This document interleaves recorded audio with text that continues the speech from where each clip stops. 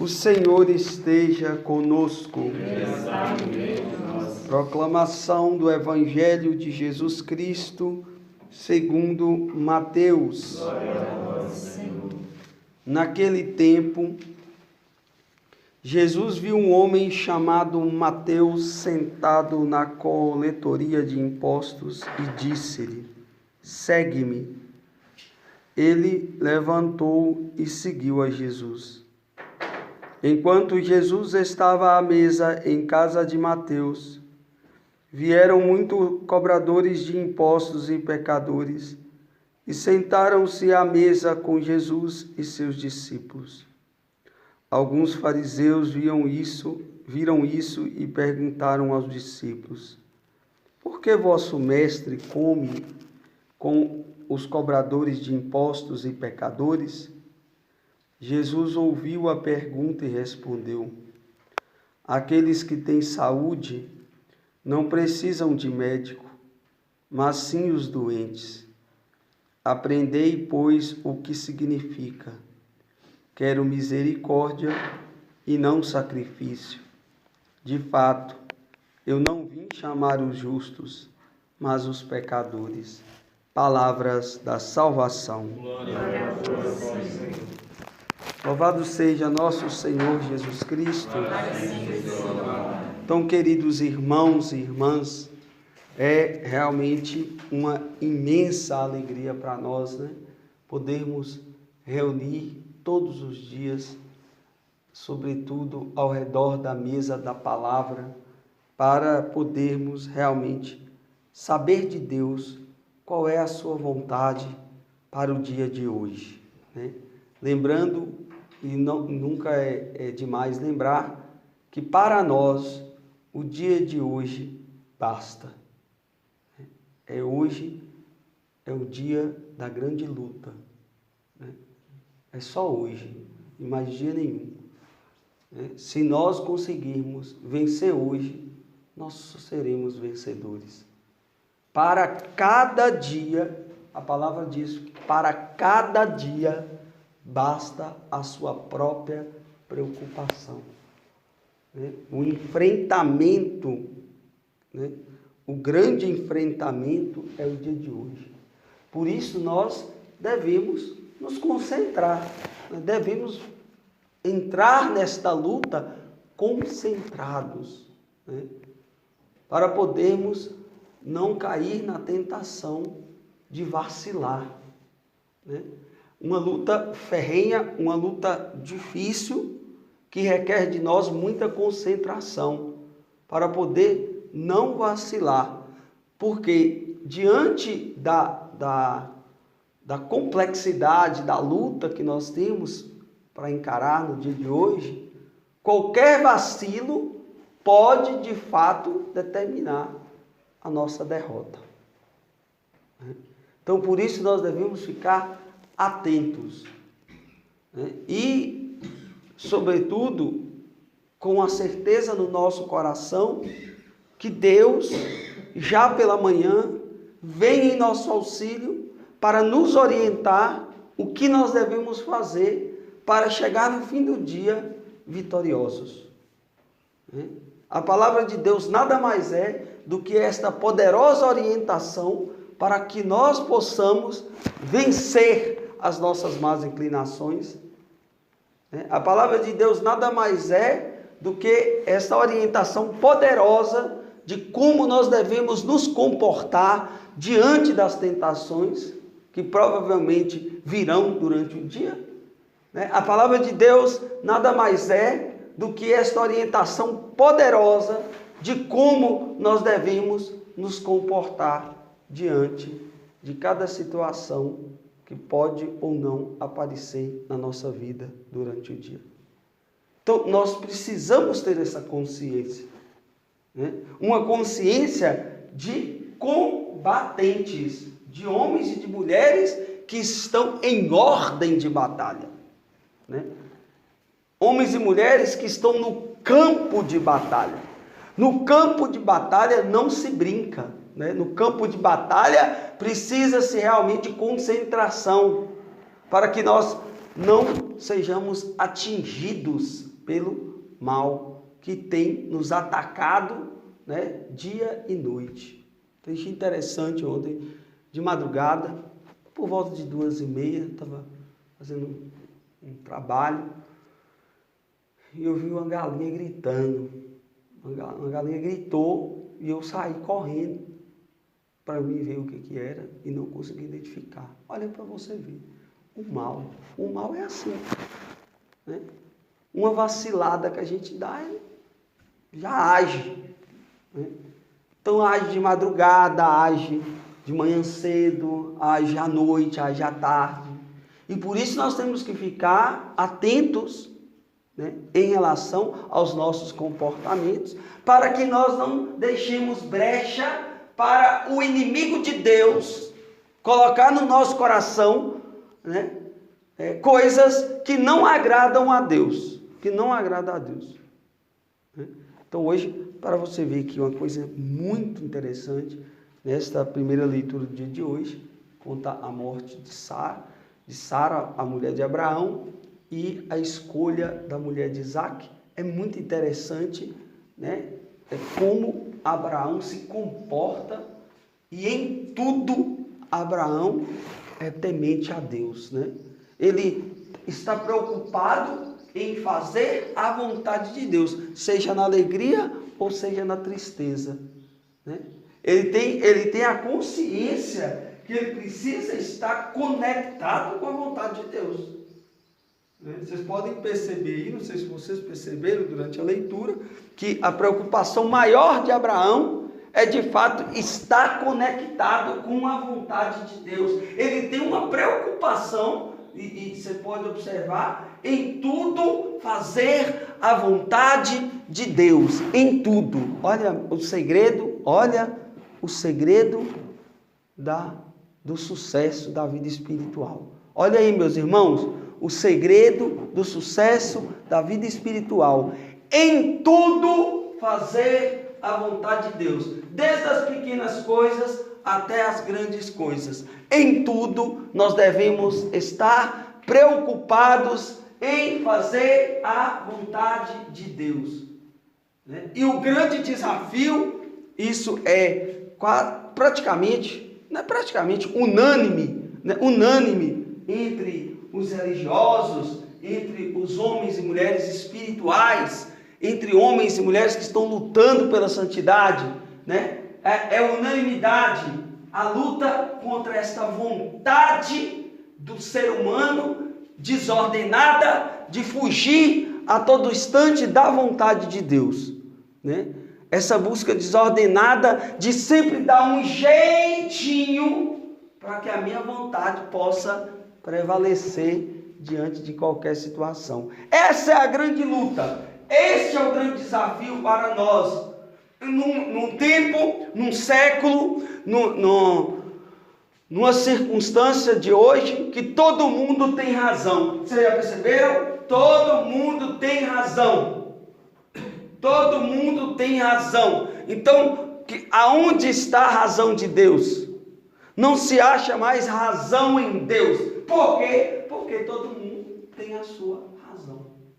E nós somos desafiados pela Sagrada Escritura, nós somos confrontados pela Sagrada Escritura, sobretudo nessas leituras de hoje, a se render à vontade de Deus, a se render àquilo que Deus quer para nós, a se render diante das circunstâncias que Deus nos apresenta do dia a dia. E como é difícil, meus queridos irmãos, e como é difícil, minhas queridas irmãs, nós nos rendemos à vontade de Deus. Por quê? Porque a palavra de Deus diz que o espírito está pronto, mas a carne é fraca. E aí sim, nós temos que realmente lembrar, né, daquele velho ditado, o espírito está pronto, a carne é fraca, mas o pecado não é vitamina. Não é vitamina. Então, não caia na tentação de cair no pecado, porque o pecado não é vitamina, né? Para uma carne fraca, né? Para uma carne fraca, em muitas circunstâncias dentro da própria igreja, uma boa assentada resolveu. uma boa sentada, né? Ou uma água fria, gelada, né? Uma água gelada também resolve. Então nós temos que realmente domar esta carne que a todo momento grita contra o Espírito. Grita contra o Espírito. Estava meditando hoje de manhã, como fui dormir muito tarde, e agora acordei de manhã, a gente acorda com sono, e aí me veio a pergunta na cabeça: meu Deus, será que algum dia eu não vou acordar com sono? Não teria graça? Não teria graça, meus irmãos, se todos os dias eu acordasse sem sono, porque não teria dificuldade para levantar, para vir rezar. Então não teria graça, porque realmente o mérito está em você enfrentar o desejo da carne de querer dormir mais. Enfrentar o desejo da carne de querer ficar debaixo da coberta e dormir até mais tarde um pouquinho. Agora o mérito está exatamente aí, enquanto talvez agora, exatamente 7h25, pode ser que uma boa parte da população ainda esteja dormindo, sobretudo os jovens que acordam meio-dia. Com essa pandemia, muitos jovens devem acordar meio-dia, 1h, provavelmente.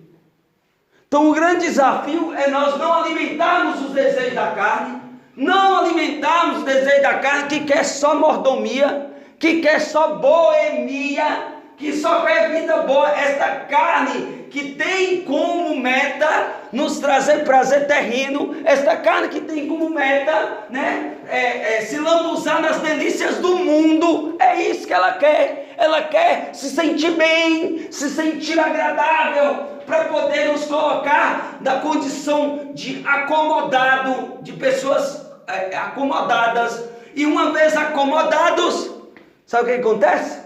Uma vez acomodados, quer que eu conte um segredo para vocês? Gravíssimo, uma coisa terrível. Uma vez acomodado, você pode ter certeza de uma coisa: Satanás vai te deixar em paz. Satanás vai te deixar em paz. Satanás não mexe com pessoas acomodadas. Satanás só mexe com pessoas que estão lutando, que guerreia, que não aceita, que não admite, né? que não negocia, né? Esse Satanás persegue, esse Satanás quer tirar da vida deles as metas que nós colocamos, e todos nós colocamos meta. Nós temos que colocar metas. Uma vida sem meta é uma vida sem significado. Olhando para a vida de Abraão, nós encontramos em Abraão um homem de meta. Qual é a meta de Abraão, meus irmãos? Qual é a meta de Abraão? A meta de Abraão deveria ser a nossa meta, porque a meta de Abraão é fazer em tudo a vontade de Deus. Em tudo a vontade de Deus. Está aí o segredo. Está aí o grande segredo que está sendo desvendado nessa manhã para todos nós. O segredo de um homem forte, de uma mulher forte. O segredo de um homem e de uma mulher robustos. Um segredo de um homem e de uma mulher capaz de vencer estas máximas do mundo, essas falácias do mundo. São homens e são mulheres que se levantam pela manhã, já dispostos em fazer em tudo a vontade de Deus. Em tudo, seja bom ou seja ruim para a minha carne, em tudo eu irei fazer a vontade de Deus. Porque na vontade de Deus está a realização do ser humano. Na vontade de Deus está a realização daqueles que querem contemplar a eternidade. Na vontade de Deus está a razão de viver daqueles que um dia tiveram experiência profunda com o seu amor. Na vontade de Deus é que se encontra a paz do nosso coração. Essa paz tão sonhada por pessoas que têm milhões e milhões de dinheiro. esta paz tão sonhada por pessoas que procuram as suas alegrias na terra, esta paz sonhada por pessoas que talvez estão se deliciando nas coisas mundanas. A paz que o povo procura está realmente em fazer em tudo a vontade de Deus. Nesta manhã, nós estamos sendo convidados pelo Senhor em fazer em tudo a sua vontade. Em tudo a sua vontade. Oh, glória! Pronto. Ninguém dá glória, eu dou. É sim, meus irmãos. Olhando para a vida de Abraão, não tem como não nos motivar. Porque diante da morte, Abraão está preocupado em fazer a vontade de Deus. Diante da perda, né, da pessoa amada. Sara, a esposa de Abraão. Mas diante da morte, Abraão está preocupado em fazer a vontade de Deus. Está preocupado realmente em arrumar alguém para o seu filho, ser companheiro do seu filho, que esteja dentro da vontade de Deus. Né? Procurar em tudo fazer a vontade de Deus. Por que as pessoas elas têm medo da vontade de Deus? Por que as pessoas elas têm medo de perguntar para Deus: Senhor, o que queres de mim? O que queres que eu faça? Sabe por quê, meus irmãos? Porque inconscientemente as pessoas sabem que a vontade de Deus é sempre contrária à nossa vontade. É só por isso. Então vocês encontram pessoas, por exemplo, uma jovem que tem conversado comigo e pedido para me orientar ela. E ela está com um problema que, humanamente falando, até meu filho Lázaro resolveria. Porque para resolver certo tipo de problema, a gente tem que ter coragem de enfrentar as coisas. Ninguém resolve problemas sem enfrentar as coisas. Sem enfrentar, confrontar. Ninguém resolve problema saindo do problema isento de alguma coisa. Então, o que eu faço? A única coisa que eu preciso fazer é o que eu preciso fazer. Não tem outra coisa para fazer. Sabe aquele problema que não tem? É igual a gente, né? Nós. Muitos que chegam aqui. Nós, antigamente. A gente comprava uma droga lá e comprava fiado sabendo que eu não tenho dinheiro para pagar. Então estou colocando minha vida em risco, porque eu sei que eu não tenho dinheiro para pagar. E na minha cabeça, assim, eu vou roubar de minha mãe, vou roubar do meu pai, ou eu pego de minha esposa e tudo, mas eu vou comprar fiado. E aí, com fiado. Beleza. Aí chega no dia de pagar, nada. Não consegui pegar nada de ninguém, não consegui roubar nada de ninguém. Né? E aí o cara liga querendo dinheiro. E aí o cara assim, gente, o que eu faço? Paga. Não tem outra coisa para fazer. Você está perguntando o que você faz? Você tem que pagar, porque se você não pagar, você vai morrer. É muito simples. O que você tem que fazer? Eu tenho que fazer aquilo que eu tenho que fazer. Nada mais, nada menos. Não tem como amenizar uma situação que você tem que fazer. Pronto, é só fazer. Você é de maior. Eu sou de maior. Minha mãe é uma injeção de saco. Se eu chego tarde, minha mãe reclama.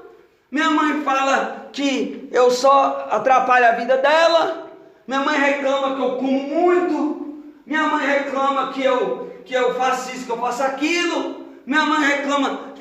Qual a orientação que você me dá? Sai de sua casa, sai da casa da sua mãe. Sai fora, marmanja, sai fora.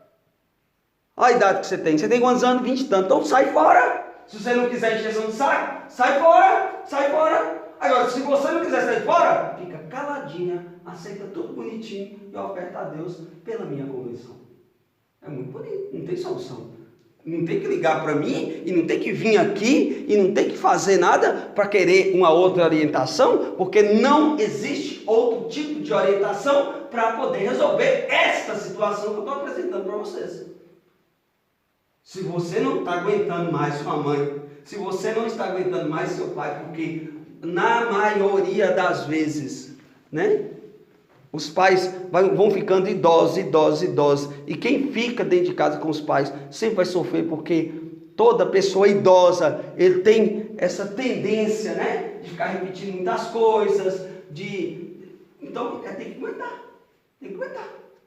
Agora, se você não quiser aguentar, se você realmente não aguenta, então, aluga uma casa, ou arruma uma pessoa, casa, sai da casa.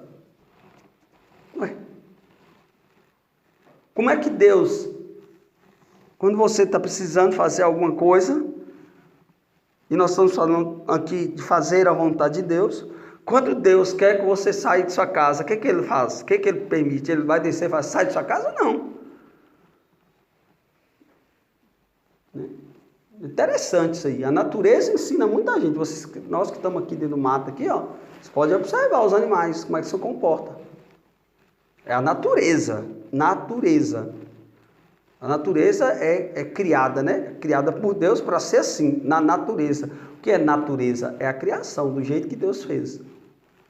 Né? A cadelinha com os cachorrinhos lá, começou a mamar, cresceu os dentes, a hora que começa a morder o peito, a cachorra não dá o leite mais. Pronto, se vira, vai caçar fazer. O passarinho, quando está no ninho, agora, né, chegando no final, no meio do ano para frente, muitos passarinhos que tem aqui vão começar a chocar. Vocês observam, você vê. Você acha que o passarinho que voa do ninho é porque ele quer? Não. Né? Igual o desenho animado, tem muitos passarinhos que pegam o filhote e dão um pé na bunda, assim, lá, pelo ar. Bora, os ocupas, eu tô querendo voltar de novo. Os ocupas o ninho, bora. Não, mas nós somos uma geração que realmente Satanás está trabalhando um pouco por causa dessa circunstância da comodidade. Quem está acomodado, Satanás não mexe para quê? Vai mexer para quê? Se já está com o pé na cova, se não aguenta fazer nada, se não faz nada para Deus, e tudo que faz é fora de Deus, para quê? Satanás vai mexer com a pessoa dessa para quê? Você já está trabalhando de carteira assinada por capiroto? Não, meus irmãos, nós temos que nos levantar como homens e mulheres decididos a ser, de fato, santos. Ou nós somos santos, ou nós não somos nada. Ou nós somos santos, ou nós não somos nada. A verdade é essa, e mais nenhuma. Ou nós enfrentamos as nossas más inclinações de cabeça erguida, ou nós vamos perecer na luta, ou nós vamos definhar desta luta. Esta luta é ferrenha. E eu digo mais, essa luta é até o último dia da nossa vida, até o último suspiro da nossa vida. Querendo ou você não querendo, a luta é até o último dia da nossa vida, até o último suspiro. Fazer em tudo a vontade de Deus é o segredo. É de admirar como Abraão tinha, né, na sua mente, no seu coração, essa regra de vida para o coração dele. Você vê desde no início lá, quando Deus mandava Abraão sair daqui para lá, ele saía. E qual era a preocupação de Abraão quando ele chegava em um ambiente onde ele ia se instalar? A primeira coisa era construir um altar. Para que construir altar? Para adorar o Deus verdadeiro. Porque Deus é em primeiro lugar e é em primeiro lugar na vida de Abraão. Quando Deus deu uma ordem de pegar Isaac para colocar no Monte Moriá, que nós vimos essa semana, o que aconteceu? Ele obedeceu a Deus.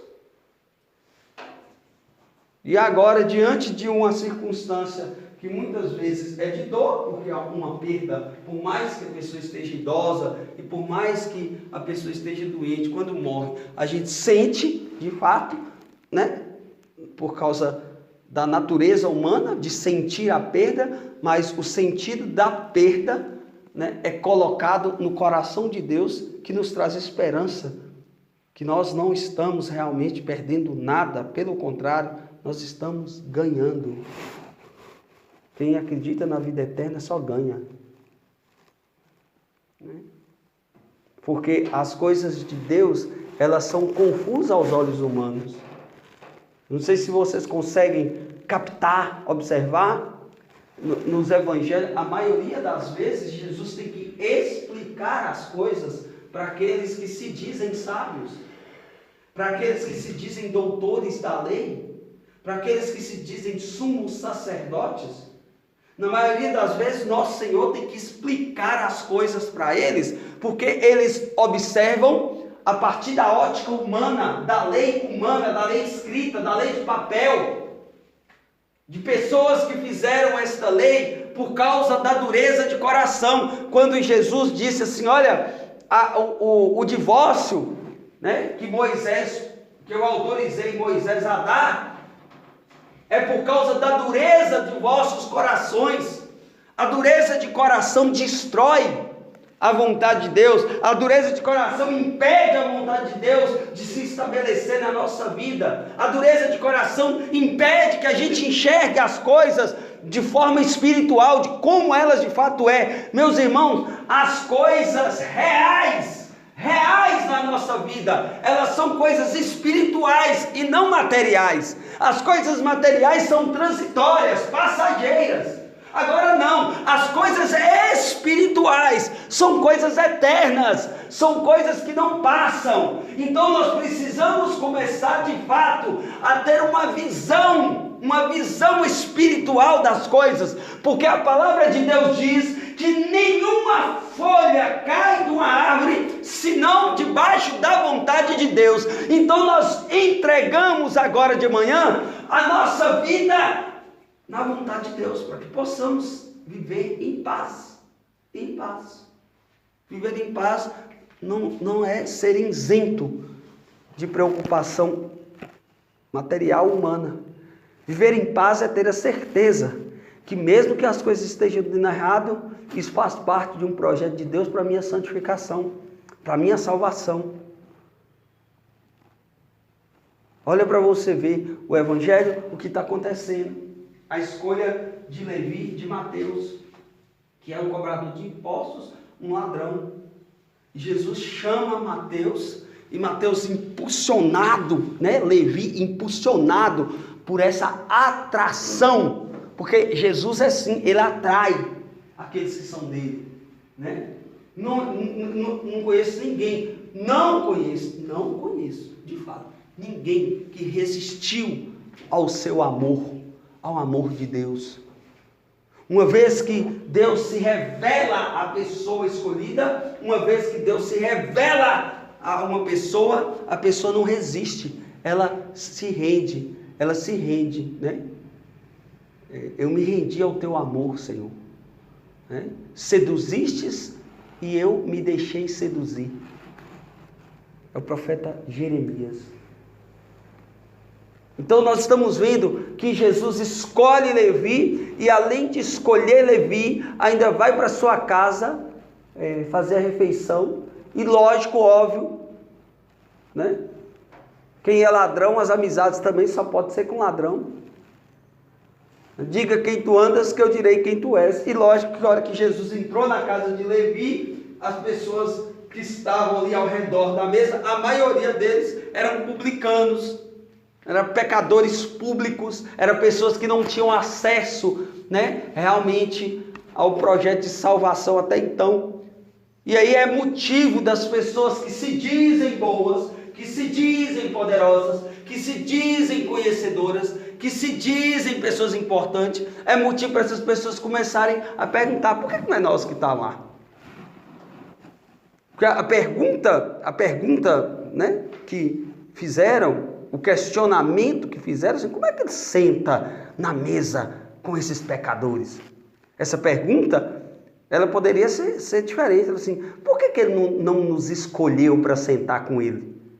Porque nós somos bons, nós somos os melhores, nós somos os inteligentes, nós somos os conhecedores da palavra, nós somos aquele que nós não vacilamos. Não. Por que ele está sentando na mesa com os pecadores? Por que ele deixou nós de fora? Porque estes homens que estão falando isso, são homens que enxergam com a ótica humana.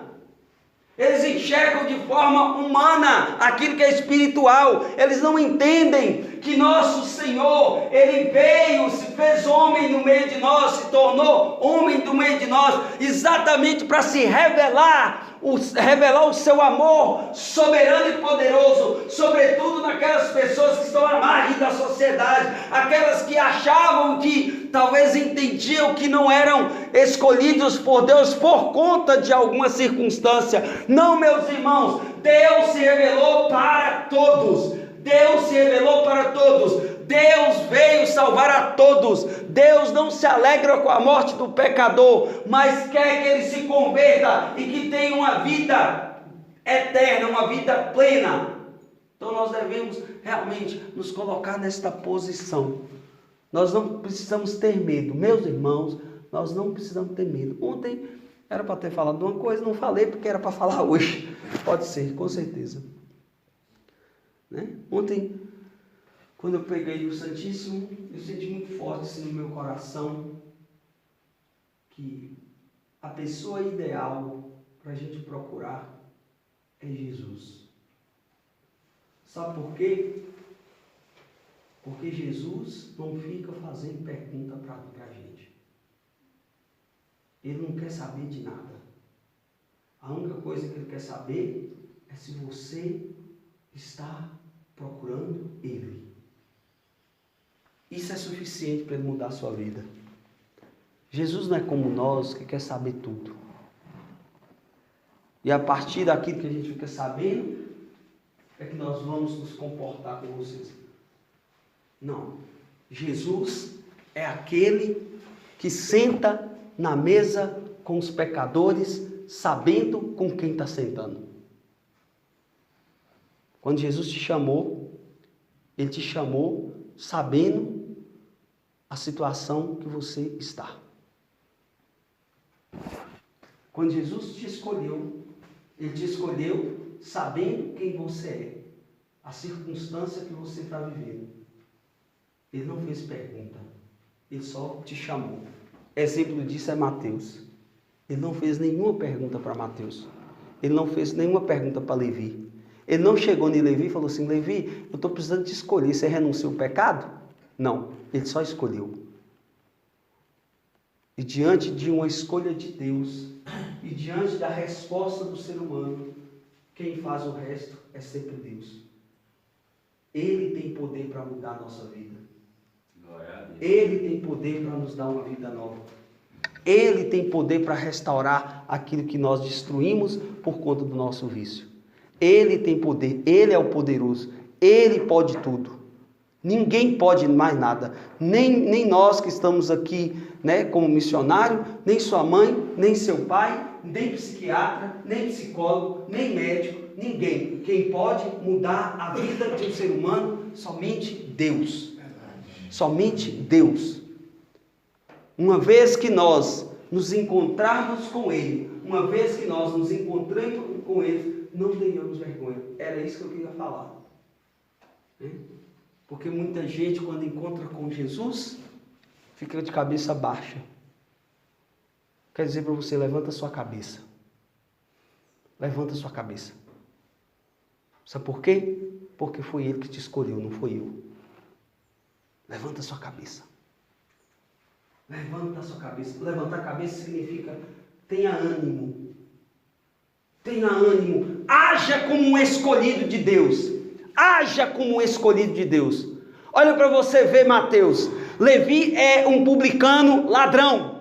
Ladrão. E quando Jesus o chamou, ele não pensou duas vezes. Ele levantou e se dispôs a receber Jesus. Este é o convite de Deus para nós. Jesus te chamou, Jesus te trouxe, Jesus quer te salvar. Não cabe nem eu e nem você ficar de cabeça baixa achando que Ele vai nos julgar, porque Ele não vai nos julgar, porque Ele nos escolheu para sermos sinal poderoso e testemunho poderoso para uma sociedade pagã que lá fora nos espera.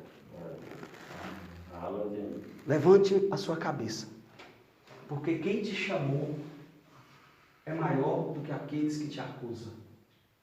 Levante sua cabeça, porque quem te chamou é maior do que aqueles que não acreditam em você. Levante sua cabeça, levante sua cabeça, porque quem te chamou é aquele que pode todas as coisas. Levante a sua cabeça, porque quem te chamou é o Criador dos céus e da terra, que fez e continua fazendo todas as coisas. Levante a sua cabeça, levante a sua cabeça. Tem uma palavra de São Paulo, que é muito importante que a gente grave ela no coração. Porque diante dos problemas que nós enfrentamos e vamos enfrentar, muitas vezes a nossa consciência nos acusa. E aí São Paulo diz assim: se a sua consciência te acusa, lembra que Deus é maior do que a sua consciência. Entrega o seu coração para Deus. Entrega o seu coração para Deus.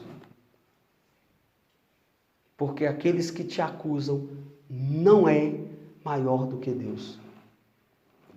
Não é maior do que Deus. Por que ele está sentado na mesa com esses pecadores? Uma acusação. E Deus fala assim: eu quero dizer para você, eu não vim por causa de você.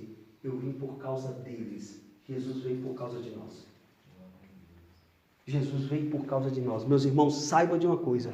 Jesus morreu por primeiro por causa de nós.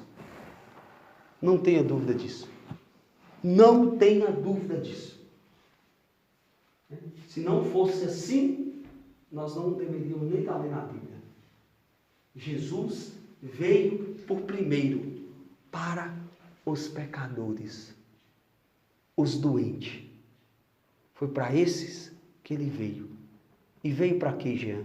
Veio para dizer para você que você não é um caso perdido, como te disseram. Você não é um caso perdido, como te falaram. Você não é um caso perdido. Porque nas mãos de Deus não existe caso perdido. Na mão de Deus não existe caso perdido, meus irmãos. Louvado seja nosso Senhor Jesus Cristo. Para sempre seja louvado.